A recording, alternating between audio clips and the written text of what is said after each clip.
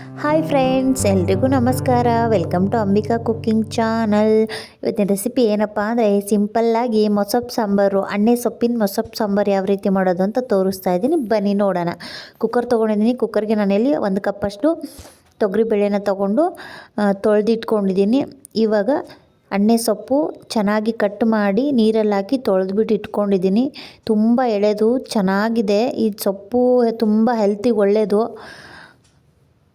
ಇವಾಗ ಕಟ್ ಮಾಡಿರೋದನ್ನು ತೊಳೆದ್ಬಿಟ್ಟು ಹಾಕ್ಕೊತಾ ಇದ್ದೀನಿ ಕುಕ್ಕರ್ಗೆ. ಇವಾಗ ಕುಕ್ಕರ್ ಒಳಗೆ ನಾನು ಇವಾಗ ಒಂದು ದೊಡ್ಡ ಸೈಜಿನ ಟೊಮೊಟೊ ಕಟ್ ಮಾಡ್ಕೊಂಡಿದ್ದೀನಿ, ಮತ್ತು ಒಂದು ಈರುಳ್ಳಿ, ಮತ್ತು ಒಂದು 10 ಬೆಳ್ಳುಳ್ಳಿ ಹೆಸರು ಹಾಕ್ಕೊಂಡಿದ್ದೀನಿ.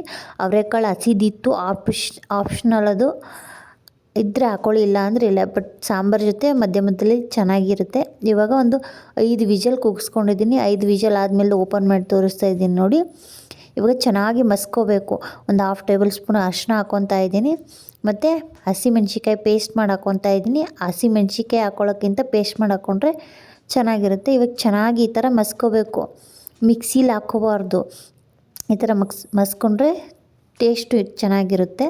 ಇವಾಗ ಚೆನ್ನಾಗಿ ಸ್ಮ್ಯಾಶ್ ಆಗಿದೆ. ಚೆನ್ನಾಗಿ ಬೇಳೆ ಎಲ್ಲ ಸೊಪ್ಪೆಲ್ಲ ಚೆನ್ನಾಗಿದೆ. ಇವಾಗ ಎಷ್ಟು ತಿಳಿಯಬೇಕು ನೋಡಿಕೊಂಡು ನೀರು ಹಾಕ್ಕೋಬೇಕು. ಇವಾಗ ರುಚಿಗೆ ತಕ್ಕಷ್ಟು ಉಪ್ಪನ್ನ ಹೀಗೆ ಹಾಕ್ಕೊತಾ ಇದ್ದೀನಿ. ನಾನಿಲ್ಲಿ ಹುಣಸೆಹಣ್ಣು ಹಾಕ್ಕೊಂಡಿಲ್ಲ, ಟೊಮೊಟೊ ಹಾಕ್ಕೊಂಡಿರೋದ್ರಿಂದ. ಇವಾಗ ಸಾಂಬಾರು ಒಂದು ಕಡೆ ಕುದಿಯೋಕೆ ಇಟ್ಕೊತಾ ಇದ್ದೀನಿ. ಇವಾಗ ಸಾಂಬಾರಿಗೆ ಒಂದು ಒಗ್ಗರಣೆ ಹಾಕ್ಕೊತಾ ಇದ್ದೀನಿ. ಒಂದು ಚಿಕ್ಕದೊಂದು ಕಡಾಯಿ ಇಟ್ಕೊಂಡು ಅದಕ್ಕೆ ಒಂದು 3 ಟೇಬಲ್ ಸ್ಪೂನಷ್ಟು ಆಯಿಲ್ ಹಾಕ್ಕೊತಾ ಇದ್ದೀನಿ. ಆಯಿಲ್ ಹಾಕ್ಕೊಂಡ್ಮೇಲೆ ಇವಾಗ ಸ್ವಲ್ಪ ಸಾಸಿವೆ ಮತ್ತು ಜೀರಿಗೆ ಹಾಕ್ಕೊತಾ ಇದ್ದೀನಿ. ಒಗ್ಗರಣೆಗೆ 1-2 ಒಣಮೆಣಸಿನ್ಕಾಯಿ ಮತ್ತು ಹಸಿ ಕರಿಬೇವು, ಒಂದು 4-5 ಬೆಳ್ಳುಳ್ಳಿನ ಸಿಪ್ಪೆ ಸಮೇತ ಜಜ್ಜಿಟ್ಕೊಂಡಿರೋದು. ಇವಾಗ ಒಣಮೆಣಸಿನ್ಕಾಯಿ ಹಾಕ್ಕೊತಾ ಇದ್ದೀನಿ, ಕರಿಬೇವು ಸೊಪ್ಪು ಹಾಕ್ಕೊತಾ ಇದ್ದೀನಿ, ಮತ್ತು ಜಜ್ಜಿರೋ ಬೆಳ್ಳುಳ್ಳಿಯನ್ನು ಹಾಕ್ಕೊತಾ ಇದ್ದೀನಿ. ಚೆನ್ನಾಗಿ ಫ್ರೈ ಮಾಡ್ಕೊತಾ ಇದ್ದೀನಿ. ಬೆಳ್ಳುಳ್ಳಿ ಸ್ವಲ್ಪ ಕಲರ್ ಚೇಂಜ್ ಆಗೋಷ್ಟು ಫ್ರೈ ಮಾಡಿಕೊಂಡ್ರೆ ಸಾಕು. ಇವಾಗ ಕಲರ್ ಸ್ವಲ್ಪ ಚೇಂಜ್ ಆಗಿದೆ. ಇವಾಗ ಸಾಂಬಾರು ಮೇಲೆ ಹಾಕ್ಕೊತಾ ಇದ್ದೀನಿ. ಟೇಸ್ಟ್ ಮಾತ್ರ ಸೂಪರಾಗಿರುತ್ತೆ. ಸಾಂಬಾರು ಒಂದು 5 ನಿಮಿಷ ಚೆನ್ನಾಗಿ ಕುದಿಸ್ಕೊಬೇಕು. ಇವಾಗ ಸಾಂಬಾರು ರೆಡಿಯಾಗಿದೆ.